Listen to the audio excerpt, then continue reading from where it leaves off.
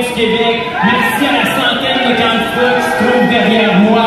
Merci à Jacinthe, Jonathan et Stéphane qui viennent de parler. Merci à Anne Casabonne qui anime notre soirée ce soir.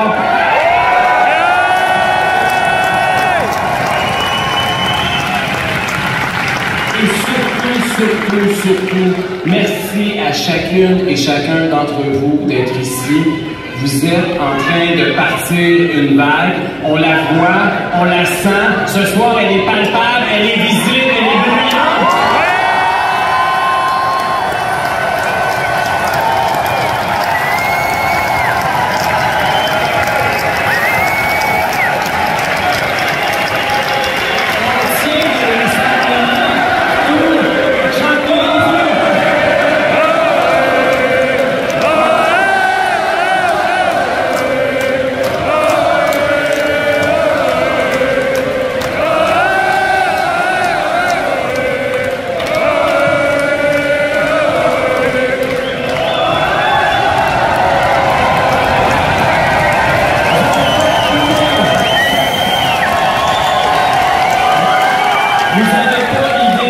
Vous êtes beau à voir. On tient des rassemblements partout au Québec. Vous savez qu'on a parti notre tournée une semaine avant tout le monde. On n'a pas attendu après le go pour se donner le go. On est parti une semaine avant. On a fait des rassemblements. On était 1300 au complexe hélicoptère pour lancer ça. La semaine d'après, on était à Beauceville. On était 1400.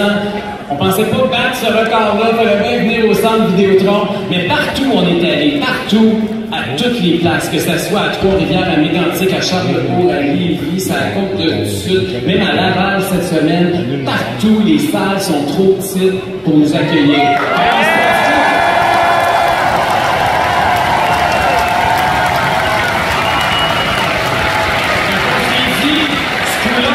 Chance, on va louer le centre Vidéotron, là il va en avoir de la place.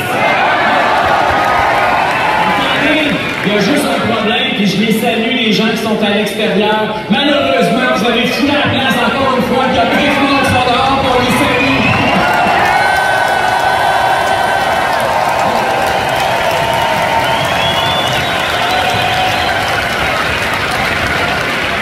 Je suis conscient, et j'espère que vous en êtes conscient, que vous êtes en train de faire l'histoire.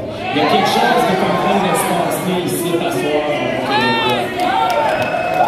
C'est probablement le plus gros rassemblement de mémoire d'homme au niveau politique au Québec. Ça fait longtemps qu'on n'a pas vu des milliers de personnes entassées comme ça pour entendre parler de politique un vendredi soir.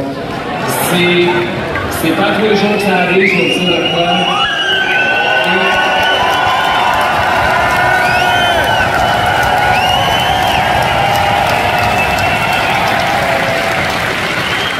Parce qu'il n'y a pas un parti politique au Québec qui représente autant les aspirations du peuple québécois qu'on le fait ce soir.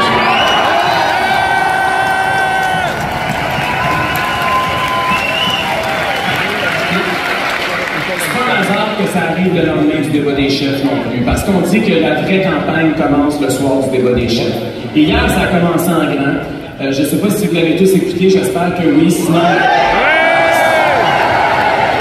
je sais qu'ils ont montré quelques extraits un peu plus tôt, tantôt. Je peux vous dire que je suis sorti de là, j'avais le sourire, puis il y en a un qui s'était fait un peu brasser. Il était un peu amoché pour être poli. Puis, j'ai déjà visionné, avant de me préparer au débat, j'avais tout regardé les anciens débats que François Legault avait préparés, juste pour voir comment il agissait, puis comment il répliquait, puis comment il attaquait, pour me préparer au débat. Je peux vous dire une chose. Il était bien meilleur dans l'opposition.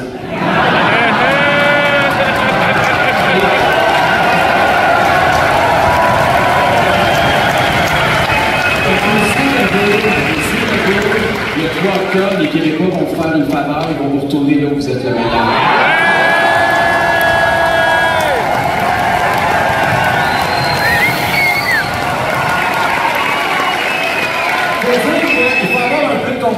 Parce que ça ne peut pas être facile d'être dans ses souliers hier soir. Avec un bilan aussi désastreux, défendre ça, ça ne va pas être facile. Tu dois pas être bon, il y a des limites.